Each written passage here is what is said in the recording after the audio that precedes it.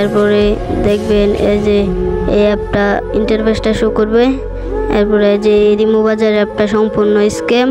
তো আপনাদেরকে প্রথমে প্রমাণটা দেখাই। এই যে হোয়াটসঅ্যাপ লিঙ্কে গেলাম ওদের।